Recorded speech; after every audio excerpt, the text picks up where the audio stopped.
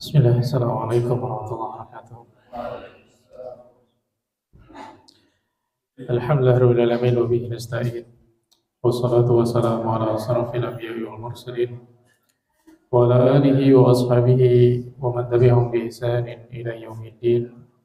Qala Allah tabaraka wa ta'ala fi kitabihil karim, ya ayyuhalladzina amanu taqullaha haqqa tuqatih wa la tamutunna illa wa antum muslimun. Wa qala jalla fi ula, ya ayyuhan nasu taqu rabbakum alladzi khalaqakum min nafsin wahidah wa khalaqa minha zawjaha wa batha minhuma rijalan katsiran wa nisaa'a wattaqullaha alladzi tasaaluna bihi wal arham innallaha kana 'alaikum raqiba. Wa qala aidan ya ayyuhalladzina amanu taqullaha wa qulu qawlan sadida yuslih lakum a'malakum wa yaghfir lakum dhunubakum wa may yuti'illaha wa rasulahu faqad faza fawzan 'azima. Amma ba'd.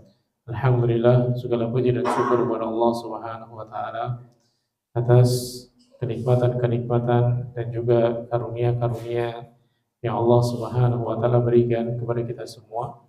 Kemudian tidak lupa semoga salawat dan salam senantiasa diberikan kepada Nabi Muhammad sallallahu alaihi wasallam, diberikan kepada para sahabatnya, diberikan kepada keluarganya, diberikan pula kepada seluruh orang-orang yang mengikuti petunjuk beliau dengan baik sampai kelak datangnya hari kiamat. Saudara sekalian yang dimuliakan oleh Allah Subhanahu wa taala, insyaallah pada pertemuan malam hari ini kita akan melanjutkan kembali pembahasan dari kitab Al-Mukhtasar Al-Mufid fi Ahkam Siyam wa Adab Al-Aid. Ringkasan-ringkasan berfaedah yang berkaitan dengan hukum-hukum seputar puasa dan adab berhari raya.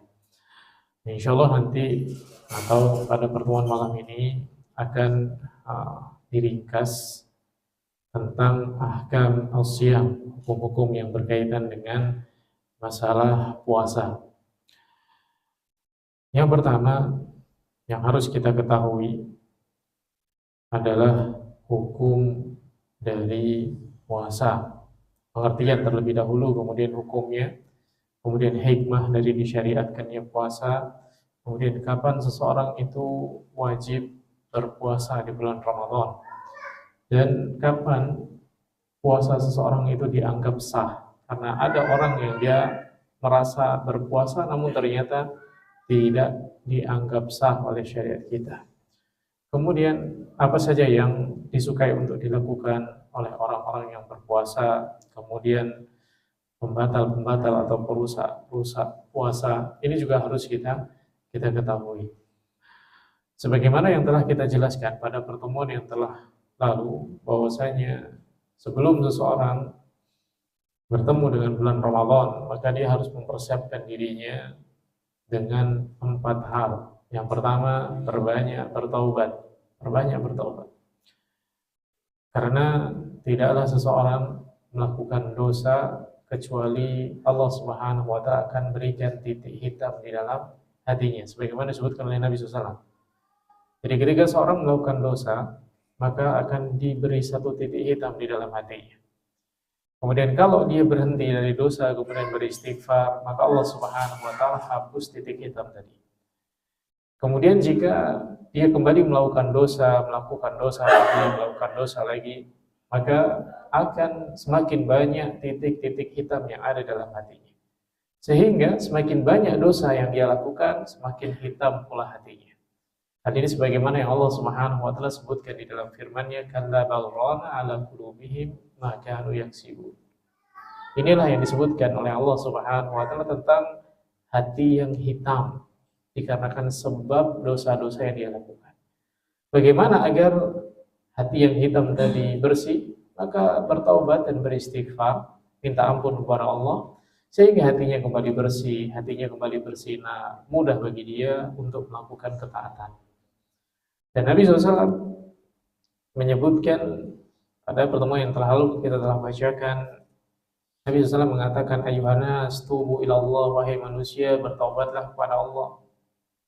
Ini karena sungguhnya diriku atubu ilallahi, taubat kepada Allah Subhanahu wa taala fil yaumi, dalam setiap hari, 100 marrah, 100 kali. Dan pernah Hasan Al-Basri, semoga Allah Subhanahu wa taala merahmati beliau, ditanya, Sesungguhnya ada seorang yang datang kepada beliau dan bertanya, sesungguhnya aku ini dalam keadaan sehat. Dalam keadaan sehat, tidak dalam keadaan sakit. Dan juga bersemangat. Tapi kenapa aku tidak bisa melakukan sholat malam? Tidak bisa melakukan qiyamul lail? Dia sehat. Tapi dia nggak bisa melakukan qiyamul lail. Lalu apa kata Hasan al-Basri? Itu karena dosa-dosamu mengikat dirimu. Artinya dosamu lah yang menghalangi kamu melakukan ketaatan.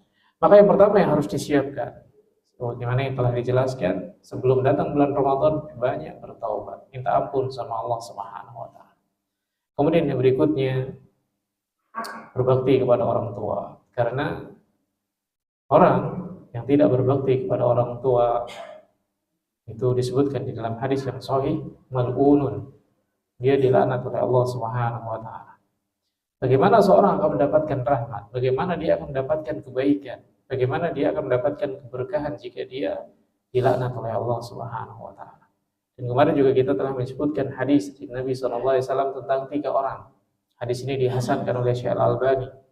3 orang yang Allah Subhanahu wa taala tidak terima amalan-amalan sunnahnya dan amalan-amalan wajibnya.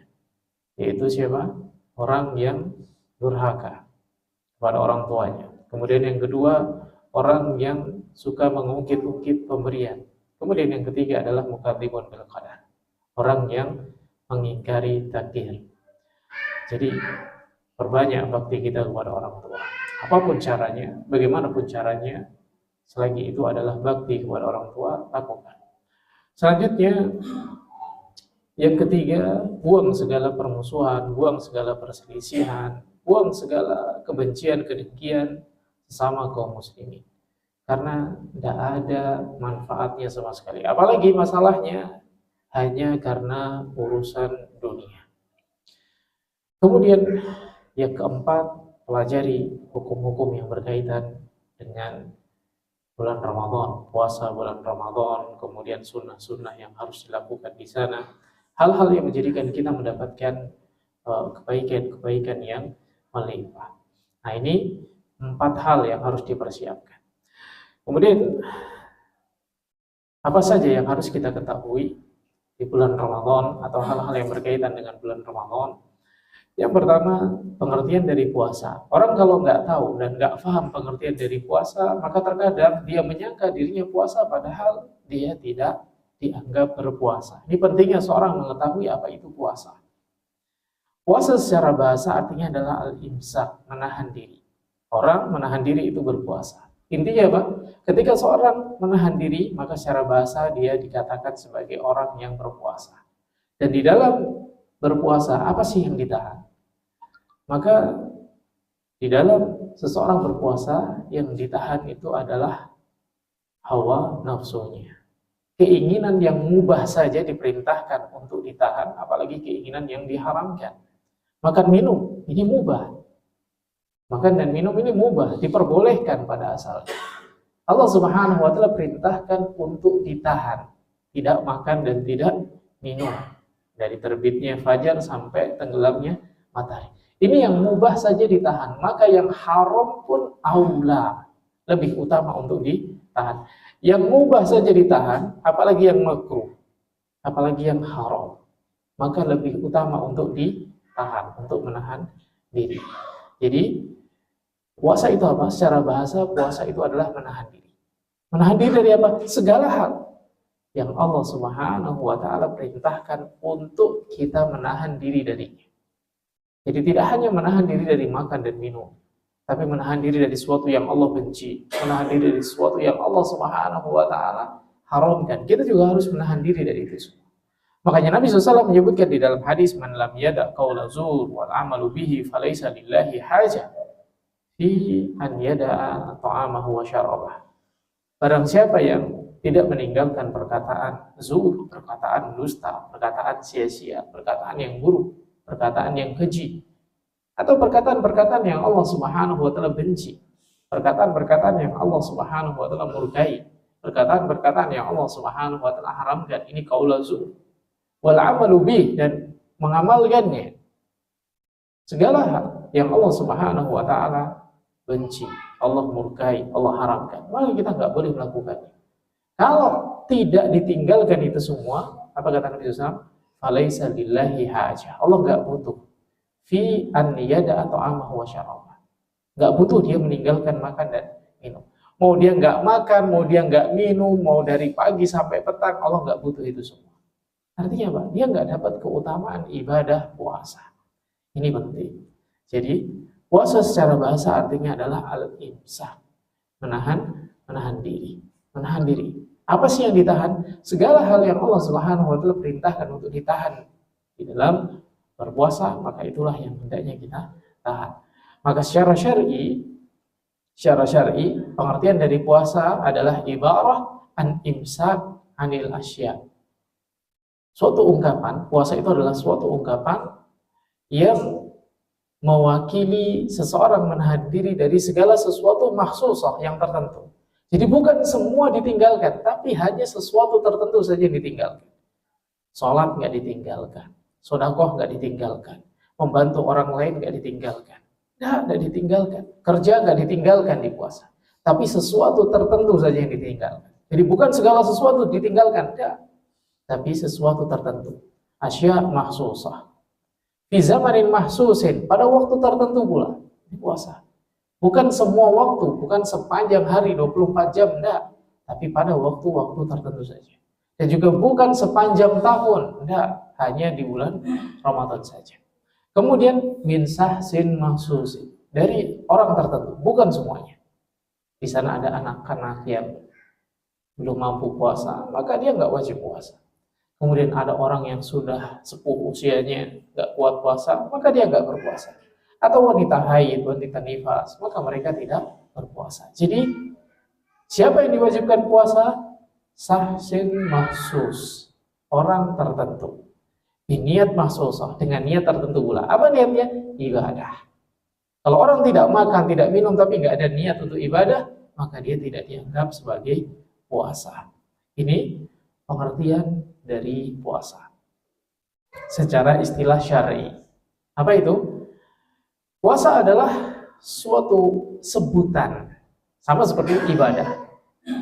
Saudara sekalian yang dimuliakan oleh Allah Subhanahu wa taala, ketika kita ditanya apa sih ibadah itu, maka lihat para ulama menjelaskan tentang pengertian dari ibadah. Ibadah adalah ismun jami'un likulli ma yuhibbuhu Allah wa yardah minal aqwal wal af'al adh-dhahirah wal batinah. Apa sih ibadah? Ibadah itu adalah satu nama yang mencakup segala hal yang Allah cintai dan Allah ridhoi untuk kita lakukan. Baik perkataan maupun perbuatan. Baik yang zahir maupun yang batin. Yang nampak maupun yang tidak nampak. Itu ibadah. Jadi ketika misalkan Allah Subhanahu wa taala mencintai hamba-hambanya berkata jujur. Maka ketika dia berkata jujur, maka dia melakukan ibadah. Allah Subhanahu wa taala mencintai hamba-hambanya berbuat adil. Maka ketika seorang berlaku adil, dia sedang ibadah. Allah Subhanahu wa taala menyukai seseorang makan makanan yang halal, maka ketika dia makan makanan yang halal, maka itu bernilai ibadah. Dan satu hal yang perlu diperhatikan, ibadah itu tidak akan dianggap kecuali bila dibarengi dengan niat. Tidak dianggap menjadi ibadah meskipun dia berpotensi menjadi ibadah kalau nggak dibarengi dengan niat.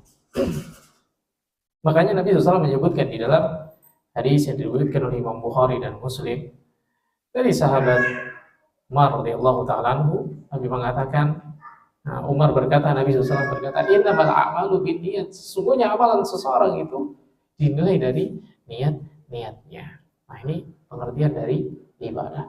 Suatu nama yang mencakup segala hal yang Allah cintai, yang Allah ridhai. Duduknya seorang di majelis ilmu Allah cintai, berarti ini ibadah. Berwudu dicintai oleh Allah, berwudu ibadah. Adzan dicintai Allah, adzan itu ibadah. Baca Al-Quran dicintai oleh Allah, baca Al-Quran ibadah. Jadi segala hal yang Allah cintai, Allah ridhai, maka itu adalah ibadah.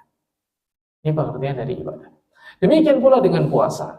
Maka pengertian dari puasa adalah ibarah, suatu nama, suatu ungkapan yang menjelaskan tentang menahan diri dari segala sesuatu yang telah ditentukan.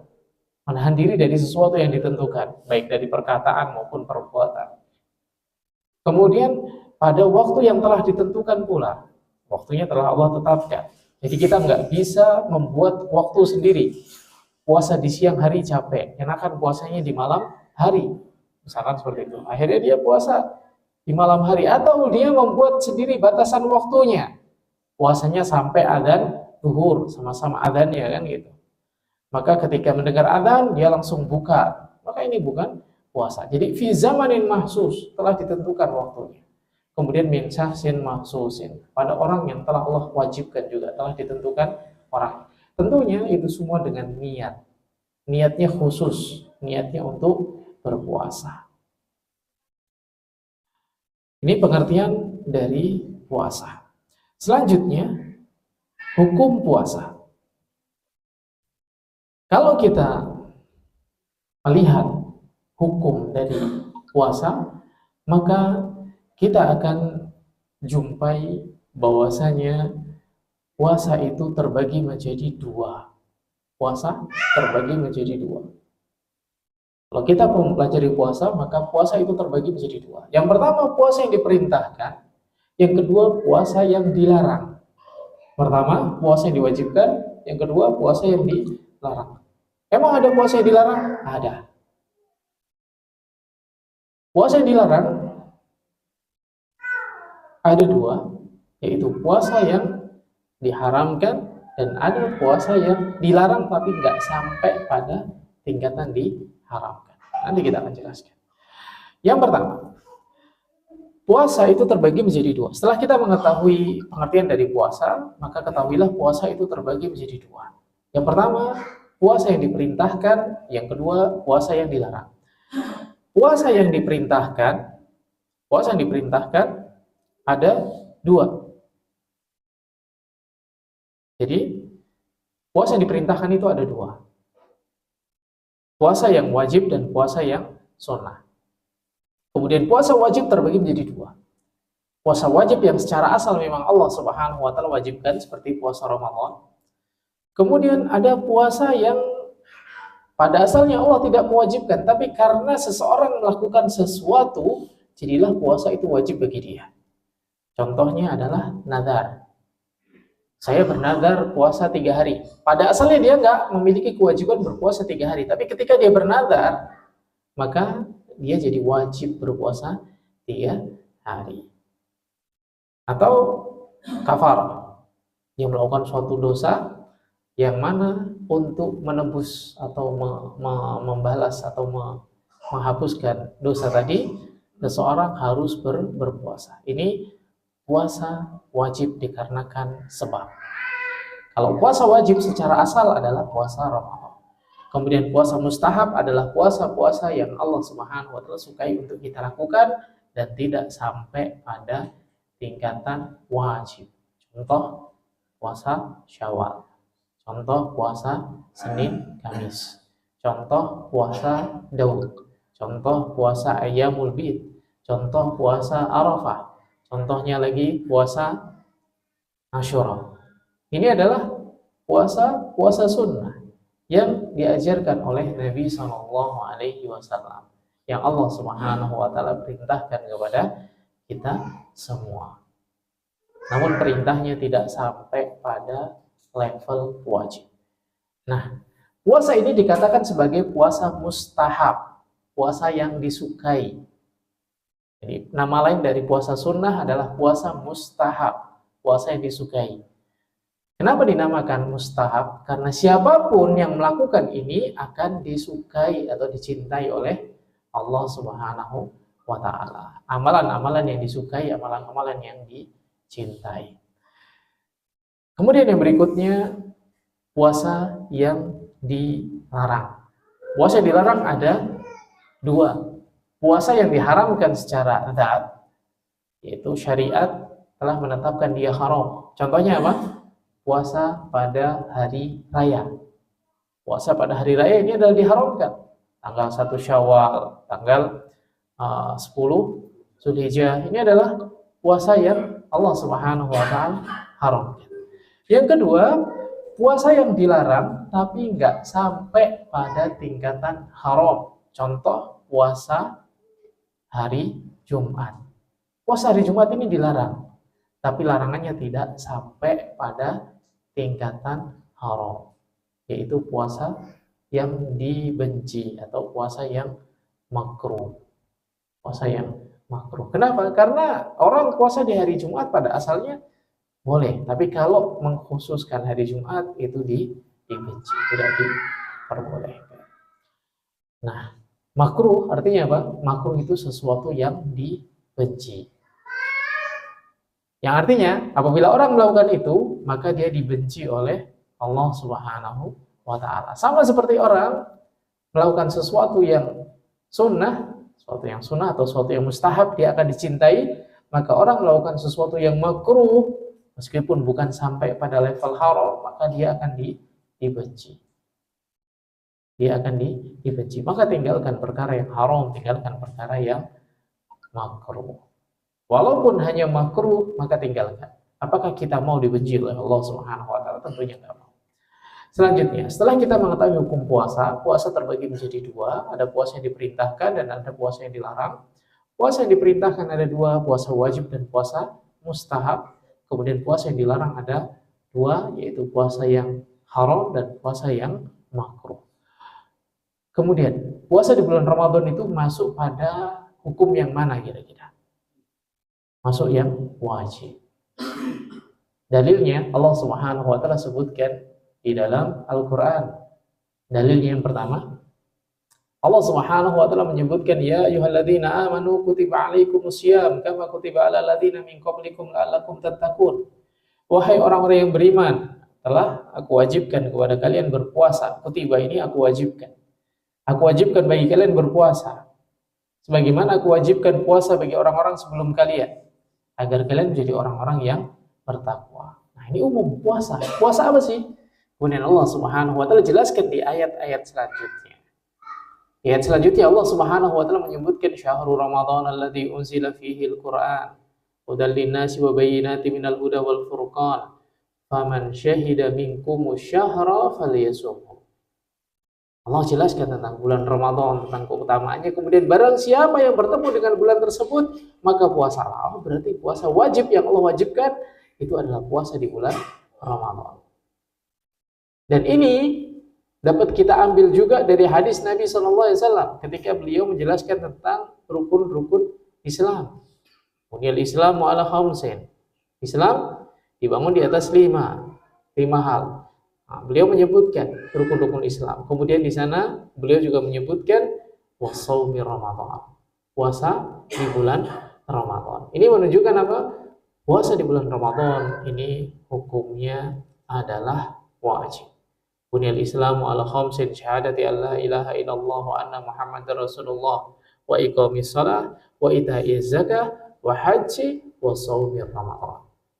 Ini hadis yang diriwayatkan oleh Imam Bukhari dan Muslim. Nah, dalam hadis ini Nabi menyebutkan wasaumi Ramadan, puasa bulan Ramadan. Jadi puasa bulan Ramadan ini hukumnya sama seperti sholat, sama seperti zakat, sama seperti haji, sama seperti syahadat. Hukumnya wajib bagi setiap muslim. Wajib bagi setiap muslim. Namun ingat satu hal. Setiap yang Allah Subhanahu wa taala wajibkan bagi kita, itu yang perlu kita lihat bukan bebannya, bukan kesulitannya, tapi ketika kita melihat sesuatu Allah Subhanahu wa taala wajibkan bagi kita, ketahuilah sesuatu tersebut adalah sesuatu yang paling Allah cintai. Itu yang harus kita lihat.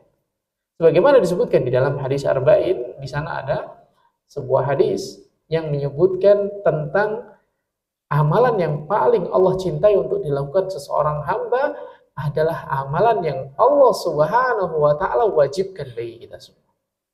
Jadi, jangan lagi kita melihat, wah ini puasa wajib, berarti beban bagi kita, harus kita lakukan. Enggak, lihat dari sisi yang lain. Ketika Allah mewajibkan kita puasa, berarti ini loh amalan yang paling Allah cintai untuk kita lakukan.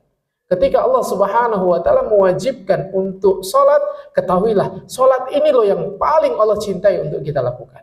Ketika Allah Subhanahu wa taala memerintahkan kita untuk bayar zakat, ini loh sedekah yang paling Allah cintai untuk kita lakukan.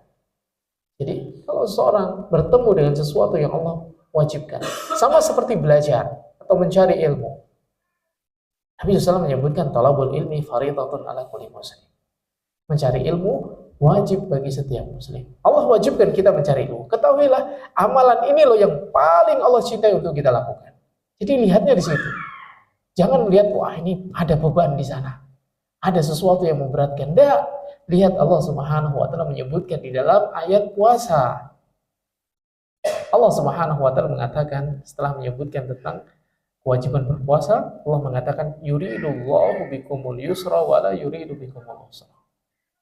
Allah Subhanahu wa Ta'ala menginginkan kemudahan bagi kalian dan Allah tidak menginginkan kesulitan. Ibadah yang wajib Allah wajibkan bagi kita, maka ketahuilah sejatinya kita semua bisa mengerjakannya. Kalau amalan sunnah ada yang bisa, ada yang nggak bisa. Amalan mustahab ada yang bisa, ada yang nggak bisa. Tapi kalau amalan wajib, tidaklah Allah mewajibkan sesuatu kecuali kita semua pasti bisa melakukannya.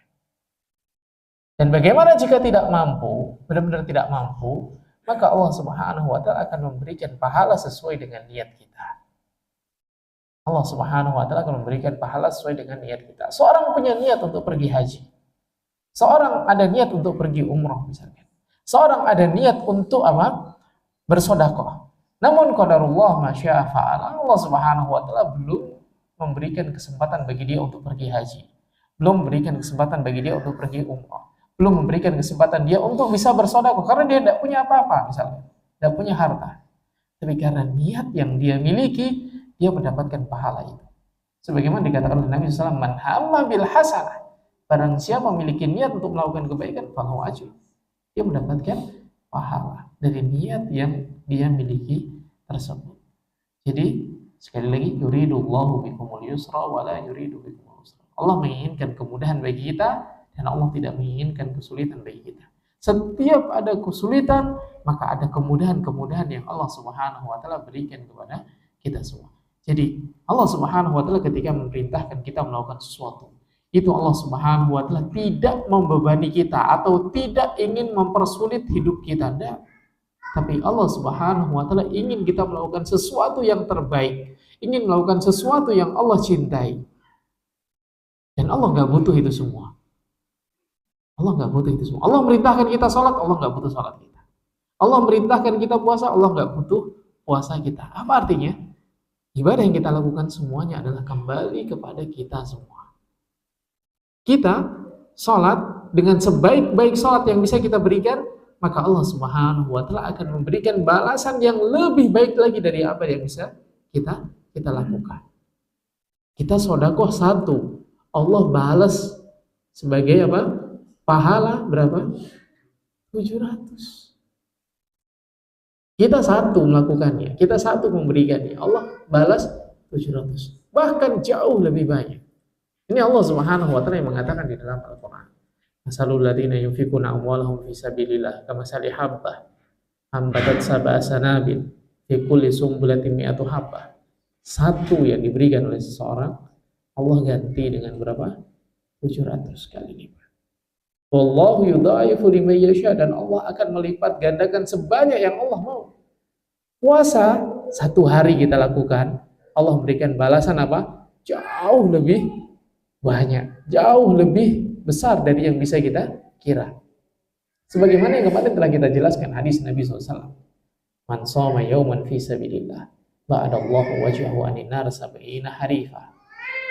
1 hari dia puasa, 1 hari Allah ganti dengan 70 tahun perjalanan, dijauhkan dari neraka. Jadi ketika Allah Subhanahu wa Ta'ala mewajibkan kepada kita puasa, jangan merasa ini beban dari Allah, bukan. Tapi ini adalah amalan yang paling Allah cintai, yang apabila kita lakukan, kita akan mendapatkan balasan yang bahkan kita nggak bisa membayangkan saking banyaknya yang Allah Subhanahu wa Ta'ala akan berikan. Kita, jemaah sekalian yang dimuliakan oleh Allah Subhanahu wa Ta'ala, bisa memahami konsep ini. Apa? Kalau seseorang cinta, dia akan memberikan apapun. Orang cinta sama anaknya, dia kasih apapun, dah nggak hitung-hitung lagi. Anaknya minta ini dikasih, anaknya minta itu dikasih. Kalau dia cinta sama anaknya, cinta sama istrinya sama, istri cinta sama suaminya sama, cinta sama orang tuanya sama, dia akan kasih terus semua. Yang bisa dia kasih, dia kasih. Ini konsep seperti ini kita bisa memahaminya. Maka kenapa kita ragu Ketika kita dicintai oleh Allah Subhanahu wa taala, Allah akan memberikan apapun yang kita inginkan. Kita nggak perlu ragu lagi. Maka cari cintanya Allah Subhanahu wa taala, cari cinta dari Allah Subhanahu wa taala dengan mengerjakan apa yang Allah Subhanahu wa taala wajibkan. Jadi tidak ada suatu amalan yang paling Allah cintai untuk kita lakukan kecuali amalan yang Allah Subhanahu wa taala wajibkan bagi kita. Allah mewajibkan sesuatu karena Allah mencintainya, bukan karena Allah ingin memberatkan kita semua. Apa buktinya? Karena Allah Subhanahu wa taala, buktinya ini Allah Subhanahu wa taala ketika seseorang hamba tidak mampu melakukan yang Allah wajibkan tadi, maka dia tetap bisa mendapatkan pahala yang semisal dengan sesuatu yang Allah Subhanahu wa taala wajibkan tadi. Banyak sekali hadis-hadis yang menunjukkan tentang hal itu. Di antaranya haji wajib. Bunyal Islamu ala khamsin. Salah satunya adalah haji. Tapi ketika seorang tidak mampu pergi haji, Allah telah memberikan dan mempersiapkan bagi dia bisa mendapatkan pahala haji, bahkan haji dan umrah sempurna. Dengan apa? Habis sholat subuh, duduk di masjid, zikir, kemudian tunggu sampai matahari terbit, kemudian dia sholat 2 rakaat, sholat syuruk. Gak bisa pergi haji, tapi dia bisa mendapatkan keutamaan haji. Kemudian gak bisa pergi haji, dia memiliki kesempatan atau memiliki harta pergi umrah di bulan Ramadan. Kenapa? Keutamaan dari umrah di bulan Ramadan itu seperti haji pahalanya. Bukan hanya haji biasa, tapi haji bersama dengan Nabi SAW. Ini menunjukkan bahwasanya ketika Allah Subhanahu wa taala mewajibkan sesuatu, maka sesuatu itu adalah sesuatu yang Allah cintai untuk kita lakukan, bukan ingin memberatkan kita.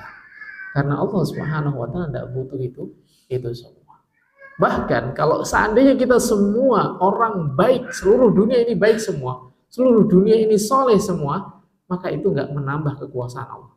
Atau sebaliknya, semua orang di dunia ini fajir semua orang di dunia seperti Fir'aun semua, maka itu nggak berkurang keagungan Allah Subhanahu wa taala. Karena Allah nggak butuh itu semua. Allah nggak butuh kita semua. Justru kita lah yang butuh cintanya Allah. Kita lah yang butuh rahmatnya Allah. Kita yang butuh karunia-Nya Allah Subhanahu wa taala. Maka sudut pandang inilah yang akan merubah sikap kita terhadap apa yang Allah Subhanahu wa taala perintahkan. Baik yang wajib maupun yang mustahab. Baik yang haram maupun yang makruh. Yang makruh jelas dibenci. Haram apalagi. Maka sikap ketika melihat perintah Allah, lihatlah. Ini sesuatu yang Allah sukai untuk kita lakukan. Kalau kita melakukannya, kita dicintai oleh Allah. Ketika kita dicintai oleh Allah Subhanahu wa taala, Allah akan berikan yang terbaik bagi kita. Apapun Allah Subhanahu wa taala akan berikan. Dan kalau Allah Subhanahu wa taala nggak berikan di dunia, maka Allah Subhanahu wa taala akan berikan di akhirat. Kebaikan-kebaikan dari apa yang kita lakukan, balasan-balasan dari ibadah yang kita lakukan, kalau Allah tidak memberikan balasannya di dunia, Allah akan berikan balasannya di akhirat. Balasan di dunia itu adalah busyra, kabar gembira bahwasanya Allah Subhanahu wa taala memuliakan kita di dunia. Sedangkan balasan di akhirat ini adalah balasan terbaik. Kenapa? Balasan di akhirat itu tidak diakhiri dengan ketiadaan. Tapi kalau balasan di dunia, dia bisa hilang kapan saja. Maka yakini, apapun yang kita lakukan dari kebaikan-kebaikan, Allah Subhanahu wa taala akan memberikan balasan yang semisal, bahkan yang lebih baik daripada yang bisa kita lakukan. Maka hukum dari puasa di bulan Ramadan ini adalah wajib. Wajib itu artinya apa? Sesuatu yang Allah Subhanahu wa taala sukai untuk kita lakukan. Dan Allah benci jika kita tidak melakukannya. Kita berdosa jika tidak melakukannya. Kita akan dihukum oleh Allah Subhanahu wa taala. Lalu bagaimana jika seseorang itu tidak berpuasa? Maka orang yang tidak berpuasa ada dua. Yang pertama, dia dalam keadaan ma'dzur, dalam keadaan yang memang secara syar'i diperbolehkan tidak berpuasa. Yang pertama, ma'dzur, ada udzur di sana. Walaupun dia nggak berpuasa, tapi dia memang dalam keadaan yang diizinkan syariat untuk tidak berpuasa. Contohnya wanita haid dan nifas. Kemudian orang yang sudah tua, nggak kuat, dan anak-anak. Ini memang ma'dzur. Ma'dzur itu mendapatkan uzur untuk tidak berpuasa. Karena kewajiban-kewajibannya ini nggak berlaku bagi mereka. Bagi wanita haid dan nifas, ketika haid dan nifasnya itu sudah berhenti, maka nanti dia mengganti di waktu yang lain. Ini yang pertama. Yang kedua, orang yang meninggalkan puasa bukan karena sebab syar'i yang tadi disebutkan. Yang pertama, karena dia mengingkari wajibnya. Puasa nggak wajib. Puasa nggak wajib. Mengingkari kewajiban puasa. Puasa itu menahan diri dari ngomong jelek, nggak menahan diri dari makan dan minum katanya. Maka dia mengingkari kewajiban puasa. Maka orang yang mengingkari kewajiban puasa hukumnya kafir bi ijma'il ulama. Dia dihukumi keluar dari Islam menurut kesepakatan para ulama. Yang kedua, orang tidak berpuasa takasulan amdan karena malas. Sengaja dia nggak puasa karena malas. Lagi nggak pengen puasa. Nanti kan bisa diganti. Nantilah gitu. Sekarang libur dulu puasanya. Misalkan seperti itu. Lagi nggak mood untuk puasa. Maka orang ini adalah irtakaba kabirah min kabair. Dia melakukan salah satu dosa dari dosa-dosa besar. Dan dia wajib menggantinya. Wajib qadha. Diqadha puasanya. Meskipun di sini ada perbedaan pendapat di kalangan para ulama, orang yang meninggalkan puasa dengan sengaja, maka walaupun dia berusaha mengqadha berkali-kali lipat, itu nggak bisa menutup puasa wajib yang dia tinggalkan. Lalu bagaimana menutupinya? Perbanyak puasa sunnah. Itulah yang akan bisa menutupi bolongnya dia meninggalkan puasa. Sebagaimana sholat, kalau sengaja meninggalkan sholat, nggak bisa diqadha sholat tersebut. Bagaimana menutupinya? Dengan perbanyak sholat sunnah. Ini hukum dari puasa. Kemudian hikmah, rahasia, faidah, apa yang didapat jika seseorang berpuasa? Maka Allah Subhanahu wa Ta'ala menyebutkan tentang apa yang akan didapat bagi orang-orang yang berpuasa. Bahwasanya puasa itu adalah wasilah untuk menjadi orang yang bertakwa. Kita pengen menjadi orang bertakwa, banyak berpuasa. Kita pengen menjadi orang bertakwa, banyak berpuasa. Saya kok belum menjadi orang bertakwa, perbanyak puasa. Puasa Senin Kamis, puasa Ayyamul Bid, puasa Daud. Nanti akan muncul ketakwaan di dalam diri kita. Jadi as-siyamu a'dhamu wasilah li tahqiqit taqwa. Puasa ini adalah sebesar-besar wasilah untuk menghadirkan ketakwaan bagi diri kita. Kita ini pengen menjadi orang bertakwa. Kalau kita pengen tahu takwa itu seperti apa, keadaan orang bertakwa itu seperti apa, lihat keadaan orang yang sedang berpuasa di bulan Ramadan. Misalkan kita lihat keadaan orang-orang yang berpuasa, baca Quran, dia sholat malam, dia dekat dengan tempat-tempat ibadah, dia bicaranya juga santun dan lain sebagainya. Inilah orang-orang bertakwa. Maka di antara hikmah dari puasa adalah tahqiq takwa. Sebagaimana yang Allah perintahkan, ya ayyuhalladzina amanu kutiba alaikumusiyam kama kutiba alal ladzina min qablikum la'allakum tattaqun. Ini di antara hikmah dari berpuasa. Kemudian puasa ini nanti akan memberikan syafaat sebagaimana yang kemarin kita telah jelaskan. Puasa, bacaan Quran akan datang pada hari kiamat meminta kepada Allah syafaat. Ini hikmahnya. Dia akan menolong kita. Ini hikmah dari puasa. Kemudian yang berikutnya, kapan puasa Ramadan itu wajib bagi kita. Yang pertama, puasa Ramadan itu wajib bagi kita jika terpenuhi syarat-syaratnya. Apa syarat wajibnya puasa bulan Ramadan? Yang pertama, masuk bulan Ramadan. Kemudian yang kedua, Islam. Kemudian yang ketiga, balik. Kemudian yang keempat, berakal. Yang kelima, mampu berpuasa. Kemudian yang berikutnya, yang keenam, mukim, tidak dalam keadaan safar.